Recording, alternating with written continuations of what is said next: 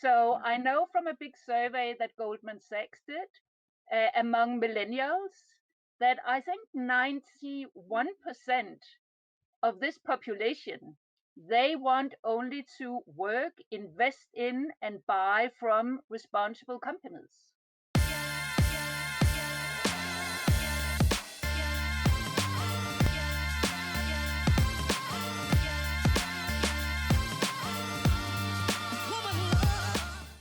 Hello, everyone, and welcome to this week's Masterclass by President's Summit in partnership with President's Institute, where we will address the principles for kickstarting the sustainability agenda post the COVID-19 with two of the most loudest and most recognized voices in the industry, Nipper, CEO of Grundfos, and Lise Kingo, CEO of United Nations Global Compact. Thank you so much for being here, both of you guys. My name is Frederick. I'm the CEO of President's Summit, and I can't tell you just how excited and pleased I am for this webinar and this series of masterclasses in general.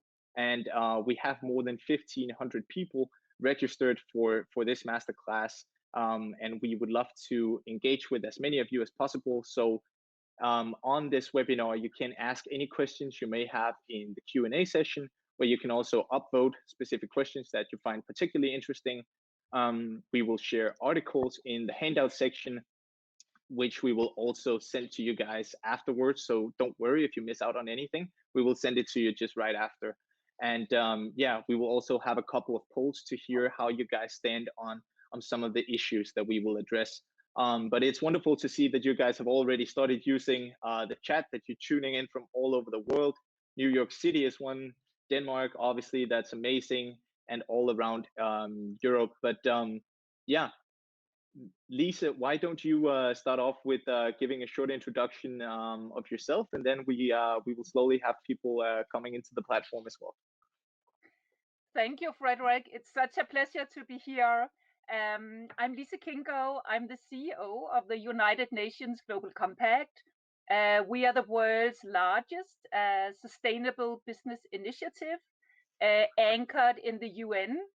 And we work with companies across the world through our 70 local networks, with embedding the 10 universal principles of Compact and the 17 global goals in the heart of companies' businesses, because we truly believe that responsible business is good business.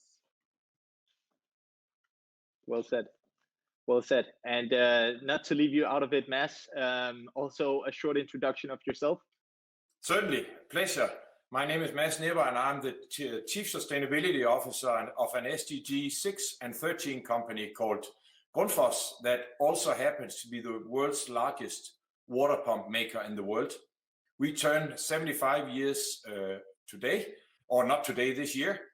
And before joining Grundfos as a CEO 6 years ago, I was 23 years with Lego, so I've only worked for a foundation and family-owned companies in my life.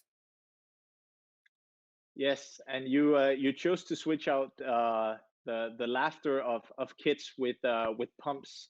I know what was the reason behind that choice, because I had the pleasure of actually sitting live and listening to you when I attended Aarhus University, where you briefly spoke, and what a tremendous journey that you've been on there, and what a tremendous turnaround that you have done and are continuously doing with Grundfos. But thank you so much for being here, both of you guys. It's a real pleasure. Lise, I think one of the things that we should start off by addressing is, so to say, the misconception that it will not benefit companies economically if they prioritize sustainability. In fact, it will demand a lot of them and their processes.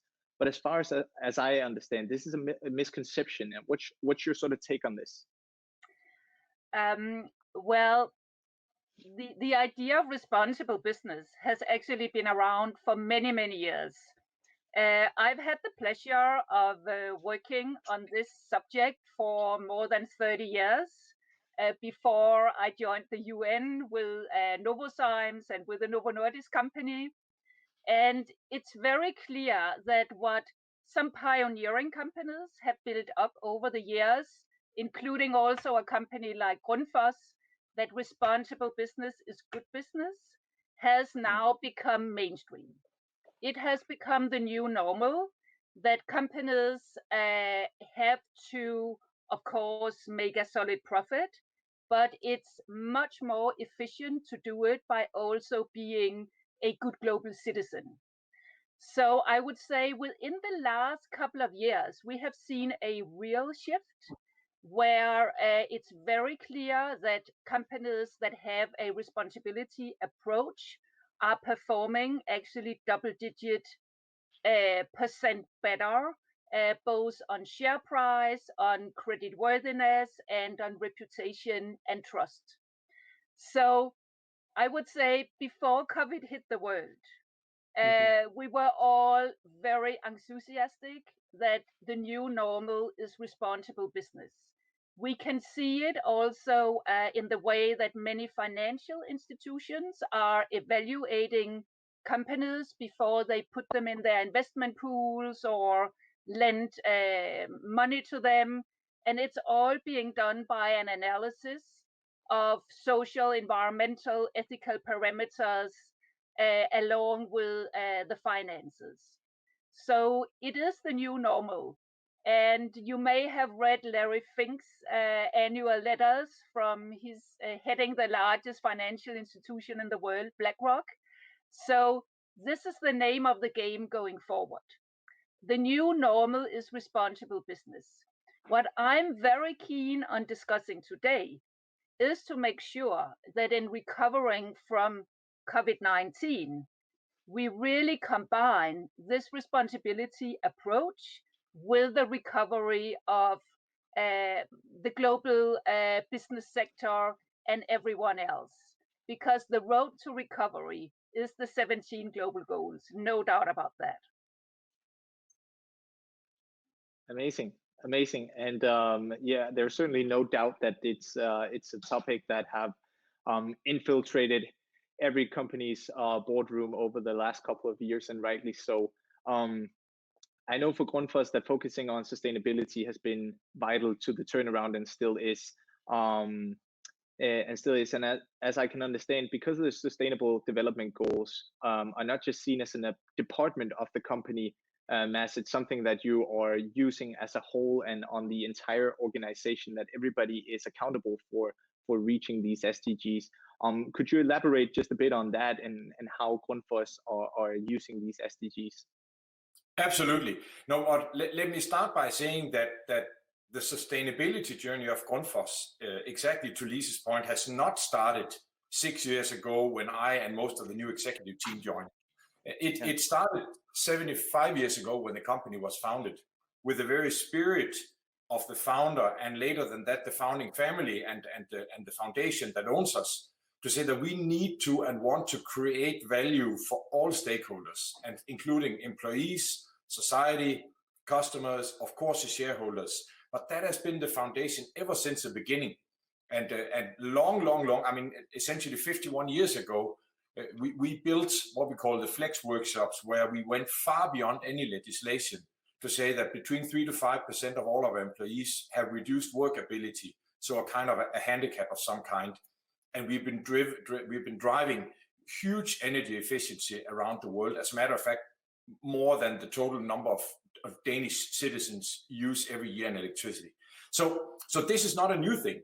But I think what has happened is that we've been able to, through some new lenses and through the conception of the Sustainable Development Goals 5 years ago, we've been able to work much more systematically. We've been able to tell the world about what we did, because, I mean, a few years ago, despite all the fantastic things we did, outside of the borders of Denmark, and even Danish people mistake Grundfos for Danfoss, and they don't really know what we do. And if they know we do pumps, very few people know anything about pumps. But if we instead say we are in the world to address the world's two single biggest challenges, namely the global climate challenge and the global water challenge. So the 2.1 billion people that don't have access to safely managed drinking water, and the climate challenge, which I don't think we need to explain why that's a major challenge. But I think What we put word to was that pumps is not just an appendix to this challenge, at solving this challenge. Water pumps actually uses more energy than lighting the entire world up. It's 10% of total world electricity consumption. And that can be reduced to half with existing technology. And at the same time, nobody had really found scalable business models to solve some of the challenges where people don't have access to clean drinking water. So how can we make solving those challenges a business and not just a wonderful philanthropy that somebody like the Gates Foundation or our own Grundfos or Paul Jensen Foundation does? This is what makes it scalable. If we can make addressing those challenges good business, then this is when it becomes a multiplier where we actually chase more of that rather than only chasing profit or other shorter term targets. Absolutely. That is that's it makes a ton of sense already. And I want to say just briefly, I can see that the first questions have already rolled into the Q&A part. Please guys, do ask all your questions there. We will try to address as many of them as we go on, but especially in the end, we will have a chance to sort of adjust to these. So definitely keep them going there. Lise, what advice would you give businesses that want to contribute to these UN goals, but who are also right now facing, extreme adversity just in general? How can the UN goals perhaps even maybe, help businesses overcome some of these obstacles? Are there any ways where they should start, and could they leverage these in any way? Yeah, Frederick. So let me pick up from where Matt left, because Yes. Grundfos is such a great story of how one company has used the 17 global goals to tell a very appealing story about what it is the company is actually doing.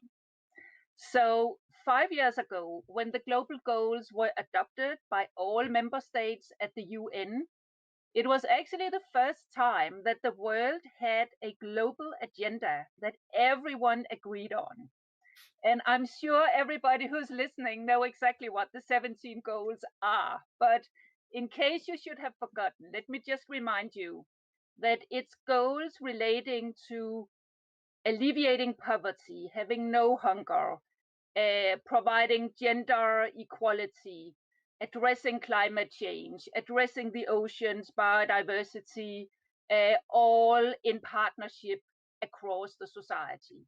So it is an amazing lighthouse for the world to approach in order to create a peaceful, harmonious world that leaves no one behind. These 17 global goals has inspired many, many companies across the world. And at the UN Global Compact, we are working with many of these companies and supporting them in how to select 2, 3, 4, 5 of the goals and make them the centerpiece of the business strategy. Because the secret about running your business in a responsible way is that it needs to be integrated. It needs to be the outset and the culture for doing everything. It cannot be an appendix that is dealt with in the sustainability office. It is the agenda of the board and of management and of course everyone else. So what I'm seeing today is that companies in all sectors, it might be in energy, it might be in fashion, it might be in construction, anything you can think of, are, spending time in their boardrooms redefining and thinking about how can they fine tune their business models and the way they talk about the company aligned with the global goals. So instead of being in the business of, producing or selling this or that product, many companies are today redefining their purpose aligned with the global goals, saying, as Matt was saying, we are in the business of helping the water challenges in the world and climate. So it's a very different approach. And I have to say, I think it's a brilliant way for companies to turn risks into opportunities. Because when you are running a business, you are receiving many questions from your investors, from customers, from people that want to come and work for you. And of course, there are many dilemmas to deal with as a company. In the energy sector, clearly, I mean, where does the energy you supply come from? How are you contributing to the Paris Climate Agreement? And again, here, um, taking inspiration from the global goals and the priorities or the KPIs under each goal. I think that really helps companies set their business strategy in line with society's expectations. And no company today is running their business in a vacuum. All companies are like a small fish in a goldfish bowl. Everyone can see everything you're doing. And if you are not, how should I say, very clear, open, and honest and focused about what is your business purpose, how do you implement that throughout the organization, throughout the supply chain, and in the way you interact with your customers, if you are seen as double-faced, that is very risky for a company today.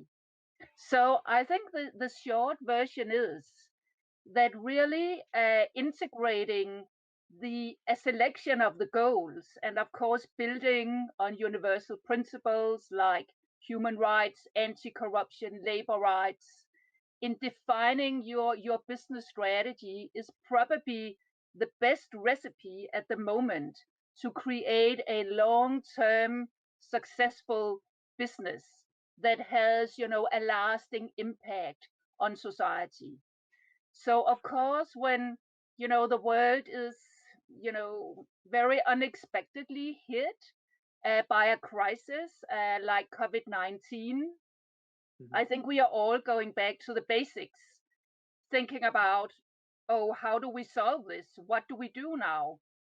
And at the Global Compact, our call to action for all companies has been go back to the basics, make sure that you address human rights, labor rights, solid environmental concerns in the way you address the pandemic. So clearly the first priorities has been to ask companies to ensure that all employees are safe and all employees can have a safe working environment. Don't let your employees go. I mean, find ways to make them stay in the organization. And other ask has been take good care of your supply chain, particularly the small and medium-sized companies. Pay them earlier. Don't let them go. I mean, this will be a period of time that is really tough for small and medium-sized companies. So there are a number of ways of translating these principles into concrete actions. And we need all companies in these difficult times to take responsibility and to be part of, how should I say, taking care of the global community. Because I think the COVID has taught us in a very clear way that we are very interconnected.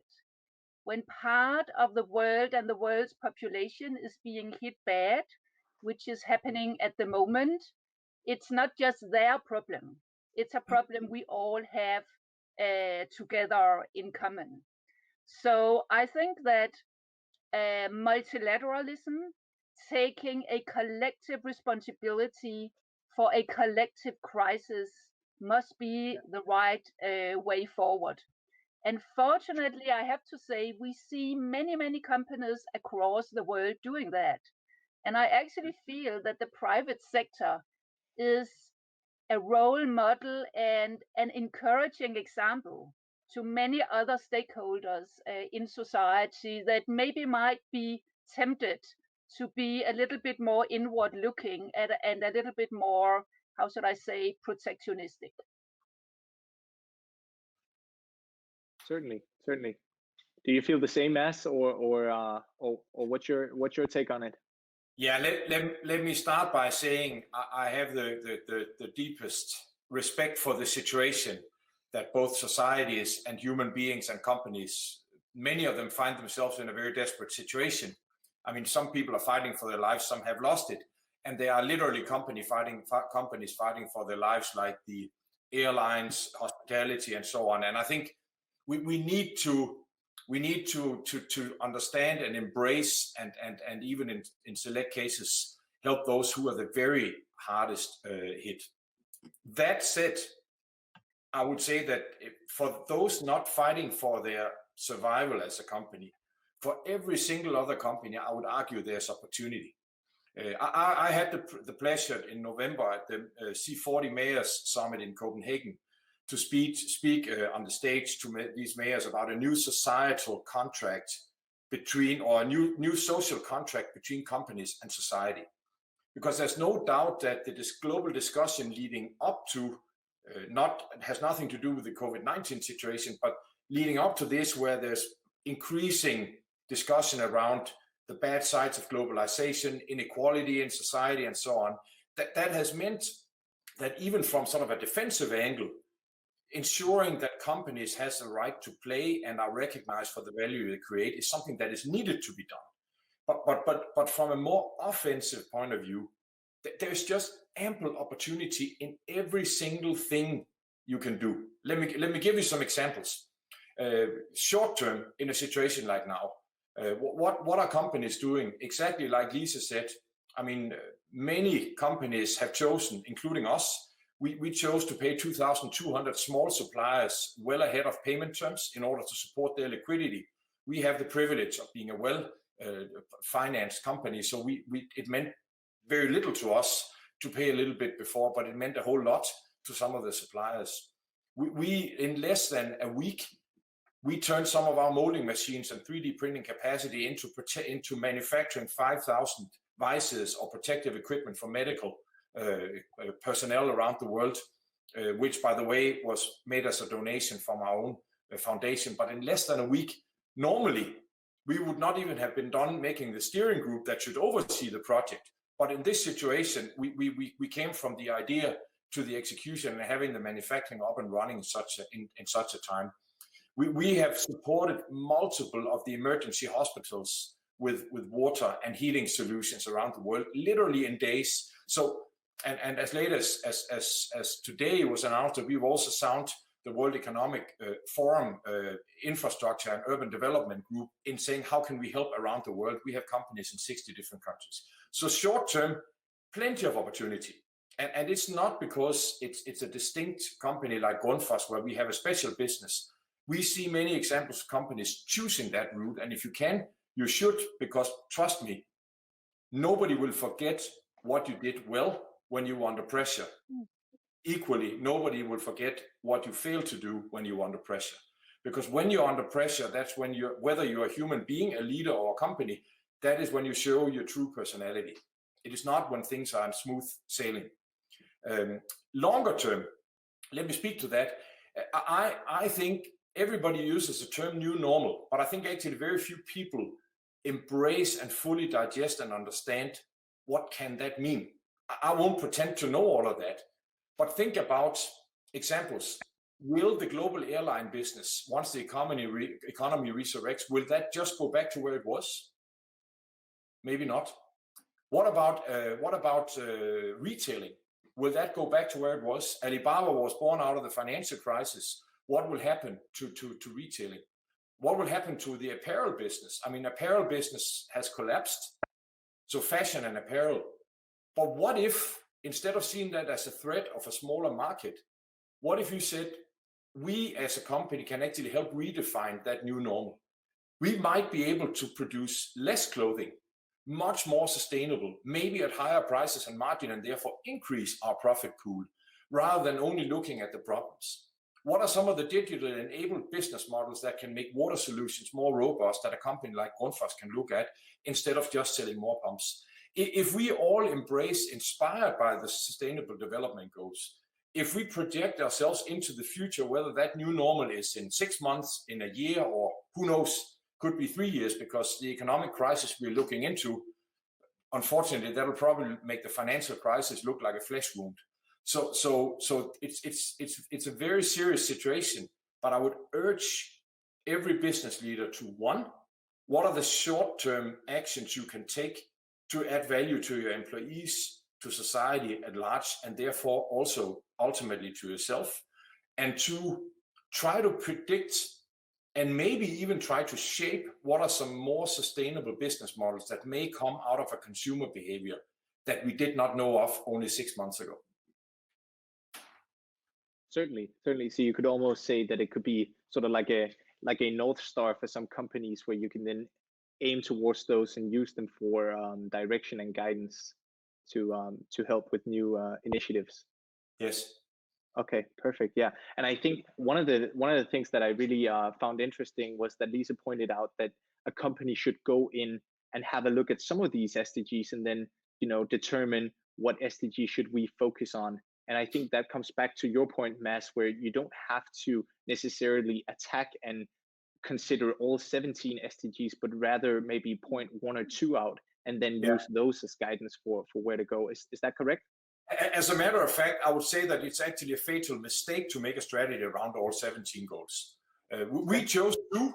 I'm not sure that 2 is right or wrong, but we chose SDG number 6 and 13, as mentioned in the beginning. And that's both because those are 2 of the biggest challenges the world is facing, but we have the huge privilege is also the 2 that we have a capability to actually do something around.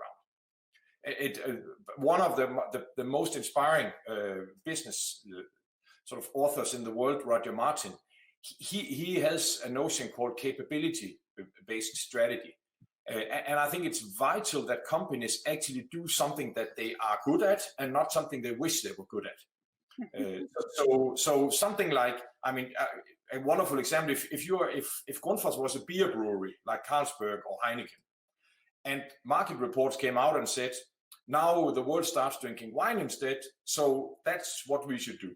But what are the likelihood that a world-class beer brewer is suddenly a world-class winemaker? It's 0, of course. So therefore, companies need to overlay what is it that the world needs in terms of the sustainable development goals. What are the realistic business opportunities behind them? And what are we good at?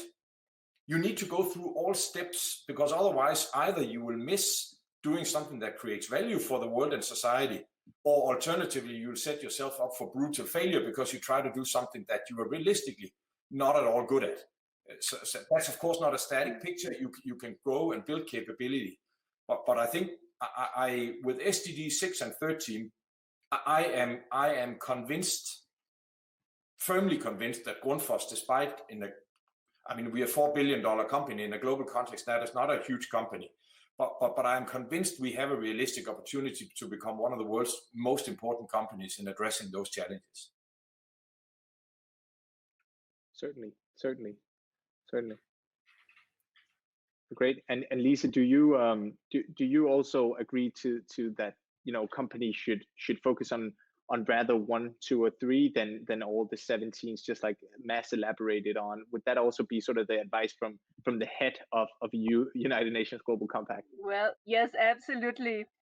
And Frederick, for anybody who's interested, I mean, there are a lot of good tools out there. The SDG Compass, the Blueprint for Leadership on the SDGs. Many excellent tools that give guidance to companies on how to actually select the goals.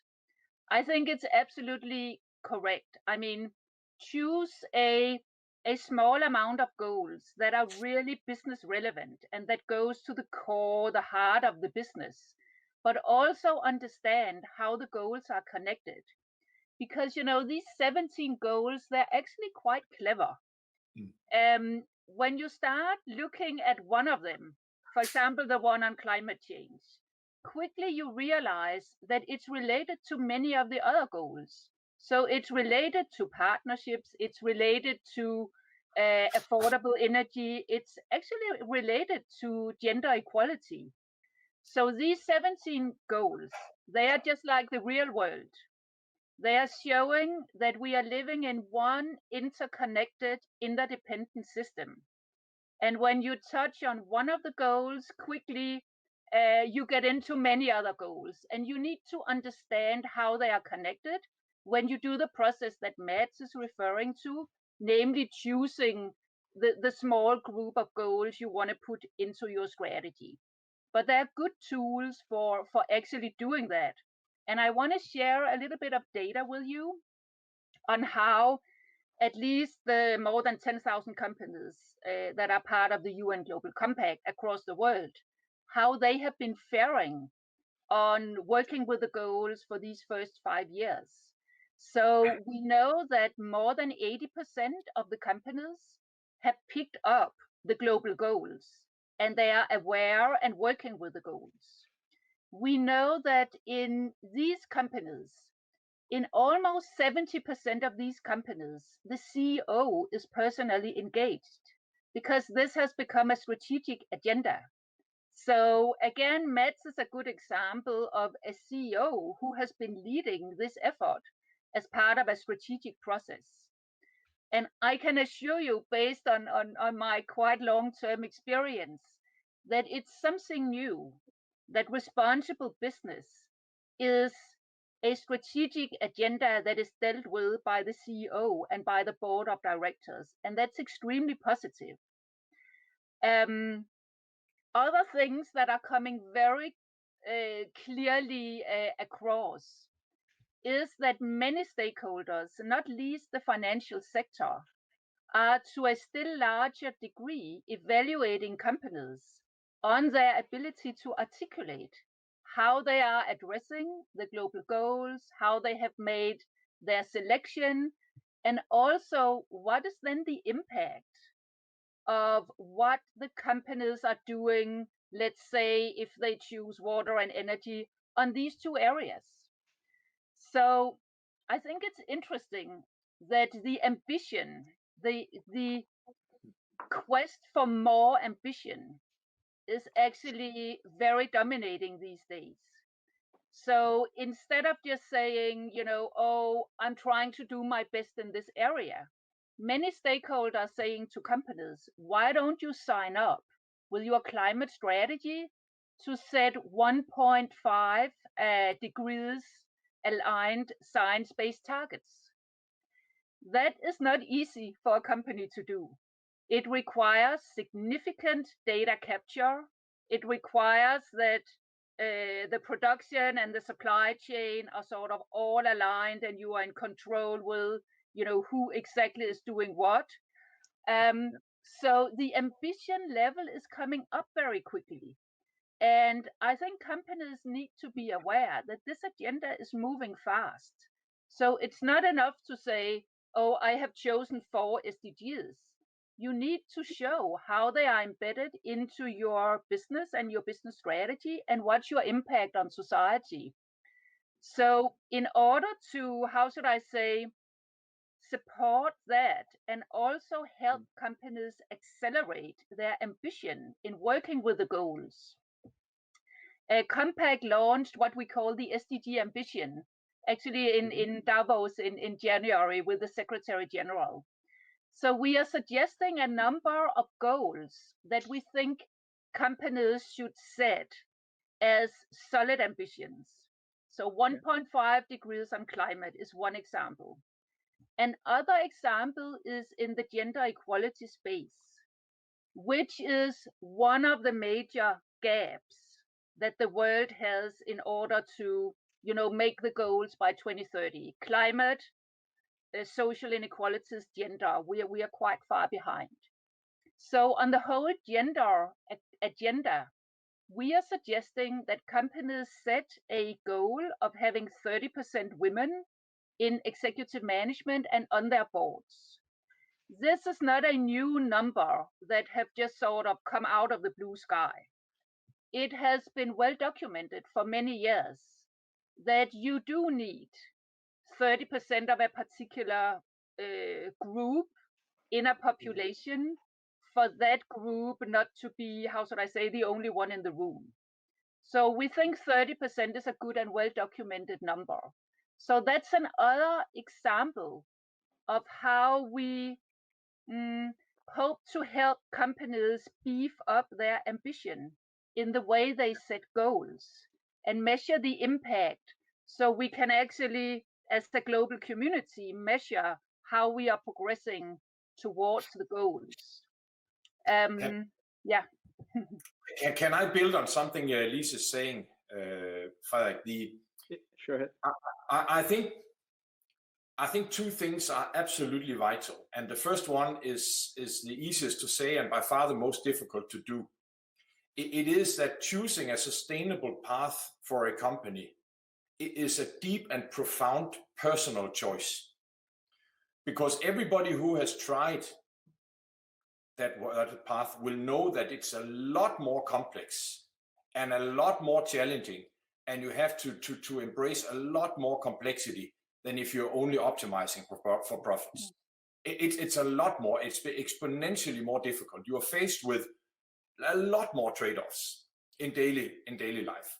So unless you make it a deep, profound choice as a leader, doesn't have to be a CEO, but at any level, making it a deep, profound choice is saying, I want to proactively drive my business to have a higher value add in relation to the SDGs and to human beings and society at large. That's actually the single most important step, because then everything else will be tools, help, targets, goals, inspiration, whatever have you. But if the choice is not profound, and if the choice is defensive because somebody tells you you have to do it, it will ultimately fail one way or the other. Not necessarily badly, but you will ultimately be steamrolled by somebody else who does it better. So that would actually be my single most important advice, because something that is difficult needs to be more profoundly embraced as a human being and as an individual leader. The second point I want to mention, Lise also touched upon that, it's the coherence, it's the integrity between saying, what are the SDGs that we support? So in our case, SDG number 6 and 13, so the global water and climate challenges, they are embraced in our reworded company purpose. Our water and climate ambition is page 1 in our strategy, not an appendix. It's page 1 in our strategy, next to the purpose and our company values. Secondly, what ambitions and targets do you set for your strategy? In our case, we have 6 superior, the most important KPIs that we are measured on. And by the way, executive management is measured and rewarded on those 6 consistently every year. They need to reflect what you say you want to do. So they should not only be financials and growth and cash flow. We also have employee motivation satisfaction, we have customer satisfaction, and we have sustainability index, which is as important as profitability. Same weight in executive remuneration. And this, we had the privilege of passing in 2019 10% return on sales in our profitability, which was the first time we did that, and we lived up to our 2020 strategy. But what we did, and we managed to get the support of our board of directors, when we made our 2025 strategy, which we launched last year, we said we will still want to do around 10% return on sales, because that will allow us to accelerate long-term investments in sustainability, in innovation, in technologies that can drive this agenda forward. 99 out of 100 boards of directors and executive teams will have said, if you can do 10% in 2019, you can do 15 in 2025. That is conventional thinking in business. And I would dare to challenge even many of the companies who have embraced the SDGs and have them on their 4-color prints. Many of them will still think too linear in terms of how they match and balance the goals. And unless there's a coherence in what do you achieve and strive to do, what is the difference, what are the SDGs I want to do, what are the ambitions I set, what are the long-term targets I set, what are the measures I initiate, and how is management and everybody else rewarded. Unless there's a nested approach where that is coherent, something will fail. Yeah. So, and that is why, and that this is again back to the first point, it is super complex. It's super complex. If we were only saying we want to go from 10 to 15% return on sales, I mean, I could probably go down to 10-hour work days, right? It would be a lot easier. Yeah. Frederick, may I pick up from what Matt said, or? Sure, go ahead. All right, Go ahead. all right. So I think Matt hit the nail perfectly. In the SDG ambition that we are rolling out at Compact, it consists of two different parts. One is a set of suggested very ambitious goals for key challenges on water, on energy, on gender, on supply chain, that we are asking companies to adapt because we need to beef up ambition. The other thing we need to do, as Matt was explaining, is to deeply embed responsible action across all activities in the company. So we have developed an implementation model, and it looks very much like Matt was explaining, because it's saying at a strategic level, you need to embed your chosen goals in your purpose, in your governance, and in the way you define your corporate strategy and your balanced business scorecard. At an operational level, this needs to be integrated in all business strategies, in marketing, in finance, in research and development. It needs to be in all human resource themes, in remuneration, in promotion, in the way you performance evaluate all your employees. The balance scorecard should be reflected, and also in the way you train people. And then finally, the SDG priorities have to be part of the agenda of the CFO and the corporate finance department, because companies can do a lot of things in directing their investments towards the SDGs, whether it's FDIs, whether it is, how the pension funds of employees are actually invested, or in raising new debt.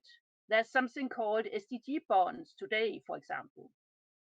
And then finally, in the model, it's in the way you communicate and interact with all your stakeholders.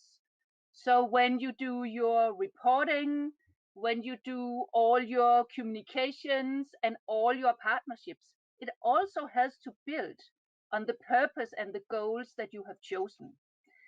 And this is why we have a new and very interesting discussion going on these days, which is what kind of leadership is needed to drive the global goals in a company like Grundfos, for example, because clearly it's a much more holistic, it's a much more broad leadership profile than if we said, what is the ideal CEO 20 years ago? And I think there is no doubt that this agenda is all about leadership. It's all about having people at the top of the company and throughout the company that really has a purpose and feel this is the way we must run this company. If you are not motivated and you don't have this kind of mindset, it's very difficult. And I want to say, I actually think today it's more difficult to run a business if you only take a financial perspective than if you do it the responsible way, because there are so many stakeholders today that are going to ask you questions that you cannot answer. So I think the sort of the business of business is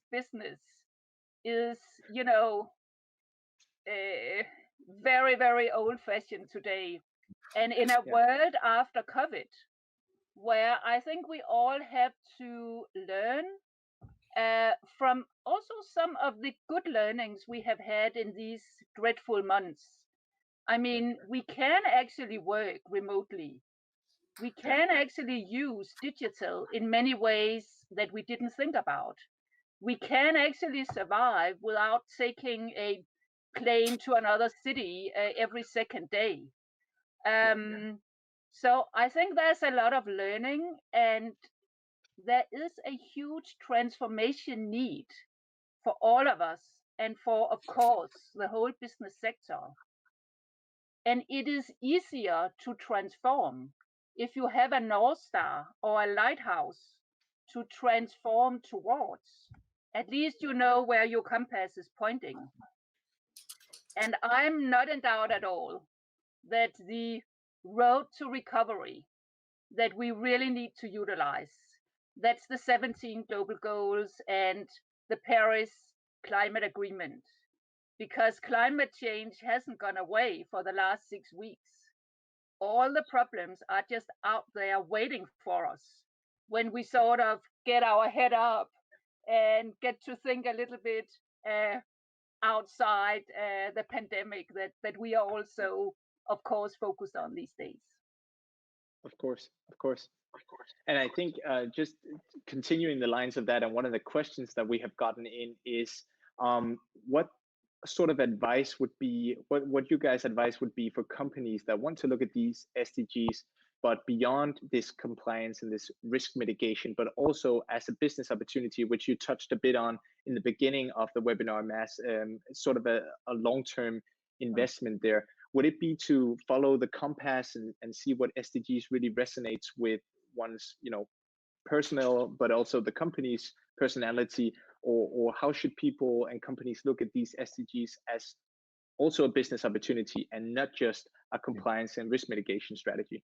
It's let me comment on that, because if it is uncharted territory, so if it's not a known or well-identified market in which you're already competing, but it is something you actually go out and have to create. One of the advices I would give is don't make business cases, but instead don't just do nothing about financials, because then your board of directors will ultimately fire you, or your business will not thrive and not have the ability to invest. But replace business cases with something which I call money-making logic. I'll give you an example. There's more than 10 million diesel-driven submersible water pumps in India. They are unstable and they pollute as much as a smaller European country from a greenhouse gas emission point of view. The Indian government has said we need to do something around those, and we have chosen to say we want to be the global catalyst of addressing and changing those to solar-driven sustainable solutions. It will probably take us 100 years to build 10 million solar-driven pumps, but we have chosen we want to be the industry catalyst in driving this change together with the government there. I have not once seen a business case for that, because who can make it? We have no idea what the business potential is, but I have had people in my team explain why is there something which can ultimately be a business for us. So a very practical advice is, if you're shaping new business along the lines of the SDGs, replace the business cases that you normally do when you build a new factory or make a new product development project and so on. You need to continue to do business cases there, but when you're embarking upon something transformational, ditch that, because it's going to be wrong anyway. But do not give up on explaining the money-making logic, which is, to me, is a very practical way of addressing it. But otherwise, I would recommend using the compass and the tools that Global Compact and other good people have developed. Amazing. I think another question that we've gotten in, and one that I personally find very interesting as well, is that you both talk a lot about that people, regardless of the position in the company, have to take ownership of this transformation. It obviously starts from the top and it goes all the way down. But everybody in the company needs to take on this responsibility. So Mads, a question for you is, how do you ensure that all your employees take ownership of your sustainability strategy? And do you include your employees in developing new ideas now after COVID-19? Yes, unfortunately, we can't talk about after COVID-19 now, but I can talk about our intents to do so for sure. Two things that are really important to rally an entire organization is communication, and not just communication about all the wonderful things that bring pride, because pride and sense of purpose is vital to get everybody in. A shop floor assistant is as proud and as determined to want to make a difference for the world as I am, if they know the same as I do. So telling stories, not just about numbers and big sort of speeches and showing pictures of me having the privilege to speak in the UN building in New York or meet the Pope or whatever have you, but telling stories. I met this family sort of in the middle of nowhere in Kenya who suddenly had access to drinking water. They explained to me what difference does it make in their lives to have access to safe water. To try and translate it into something that touches human beings is absolutely vital. Back to the gender agenda, that previously those especially the girls and women, they would have to walk hours every day to fetch water. Now they was readily available. They could go to school, they could have a job, and so on. So back to the interconnectivity here. So communication and pride, but also communication that we're not perfect. Because if we suddenly say we are the saviors of the world and everything we do is perfect and now we are solving the world challenges, there would be somebody who sits in our product development saying, but wait a minute, my project development for the next circulator pump is delayed, and doesn't the CEO know we are a pump company, and doesn't he know we need to serve our customers tomorrow? So it's also being very honest about that this is a multi-year journey where we gradually have to improve. It's not a miracle cure because I say it, then suddenly we can fix everything. Communication, pride, and honesty. Communication, pride, and honesty. Definitely. And I know that we're shortly running out of time, but I know a lot of young and ambitious people are right now listening in, and they want to make a change, both in the world, but also in their company. So if you had to both sort of look back 20 years or something like that and give a great leadership advice, or just an advice in general to a young Mads and a young Lise that want to make a change in their company, and specifically in regard to going in a more sustainable direction, Lise, what would your advice then be to a young self? Well, first of all, I think we should always be ourselves, the change we want to see. You need to be authentic and passionate if you want to drive change in any organization. It has to come from within, because it's a big lift and it's not done in a week or so. I have to say, I feel very encouraged by some of the young people I have an opportunity to liaise with across the world. Compact is running a Young Innovators program in, I think, 40 countries, where we are inviting young business leaders from Compact companies to work on a specific innovation piece in the company, a radical innovation piece, which is what we need, and come together as a young community of entrepreneurs within the Global Compact. And I want to show them to all of you at the summit we will have in June, because these young people are brilliant. And they are able to do this kind of radical, innovative thinking that is needed.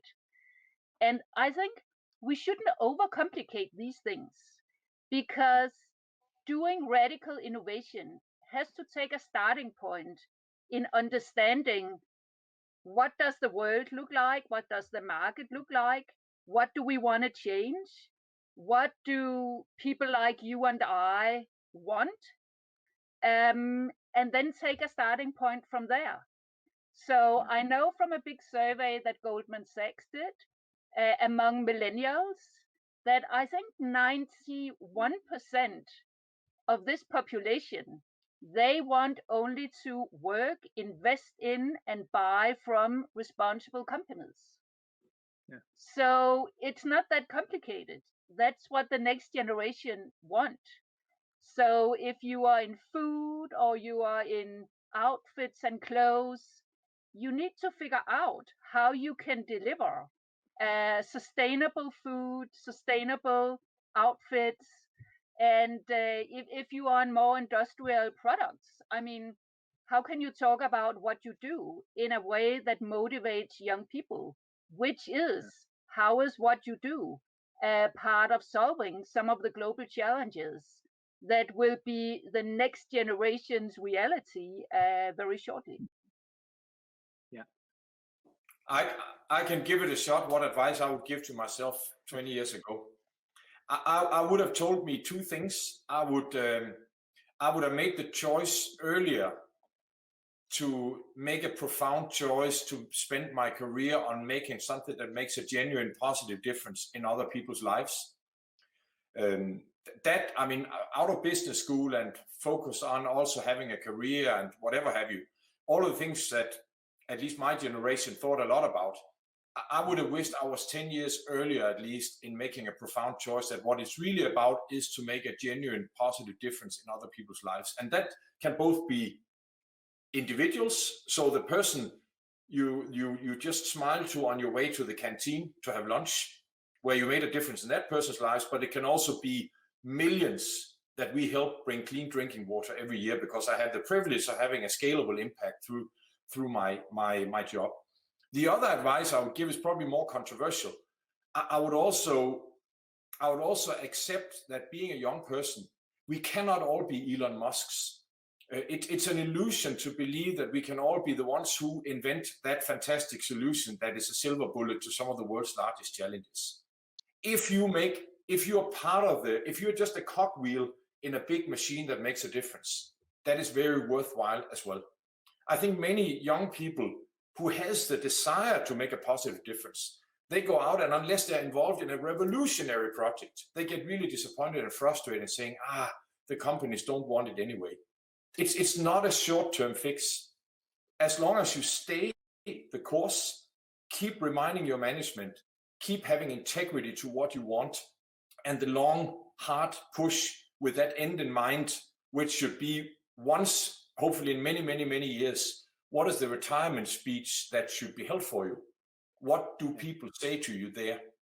And if you keep that in mind, it's okay to be a little bit more patient than many young people, including a younger Mads Nipper, had at the time. Patience. And with those words, we are almost at the end. It was almost an hour, guys. So I just want to say, wow, time flies when you're having fun and discussing interesting topics.